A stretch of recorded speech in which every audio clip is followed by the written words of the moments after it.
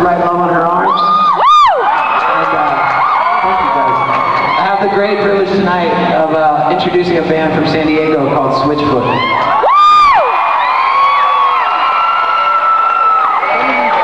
A bit about To Write Love on Her Arms. To Write Love on Her Arms is a non-profit organization, but it did not begin that way.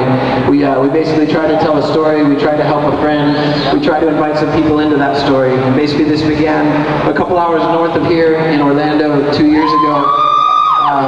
Met a friend named Renee. When I met her, she was 19, and she had known a life of addiction, depression, self-injury. Found out soon after meeting her that she had attempted suicide. Basically, she was denied entry into a treatment center and spent the next 5 days with some friends and myself. And halfway through that time, I asked her a really surprising question and just asked her what she thought about the possibility of telling her story. I didn't know exactly what that meant or where that would go, but just felt some things moving around in me and felt like this was a story that mattered and that needed to be told, and really expected that the response would be no, that she would say no way, get lost. And instead she surprised me and said some things that I'll never forget. She said she loved the possibility that maybe there could be a purpose for her pain, that other people could relate to the things that she had been through. Maybe other people would even find hope in her story, and that if that could happen even for one other person, that it would mean a great deal to her, and it would help her really make some sense of her life and the things that she had lived with. And basically after 5 days with her, Renee checked into treatment, and I sat down and wrote this story. And it wasn't very long, it was a couple pages long, and kept coming back to this title that was a bit awkward. It was a bit too long to be a title, and it looked a bit more like maybe the name of a Fall Out Boy song or something. And that was To Write Love on Her Arms.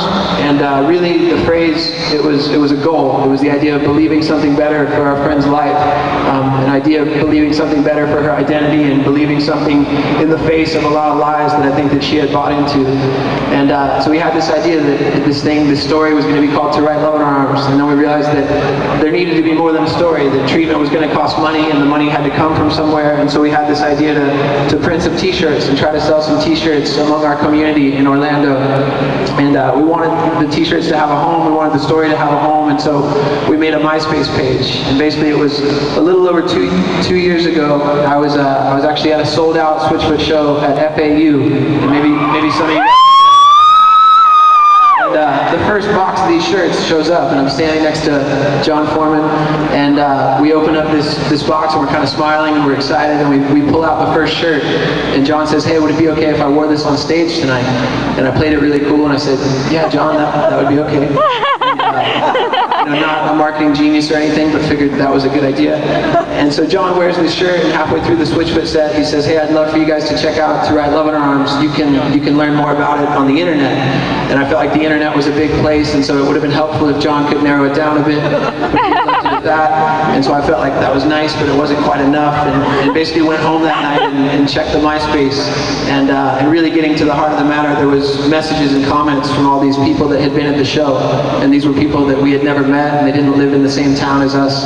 But people were saying that the story that we were telling, that Renee's story was also their story. We heard from people who had lost loved ones to suicide, and we heard from people who said they had thought about suicide. We heard from people who said that they were living with depression, and some people used that word. Other people just said that life had been really hard, life had been painful, or that they had been sad for quite a while. Some people said they didn't know why, that life looked pretty good on paper. But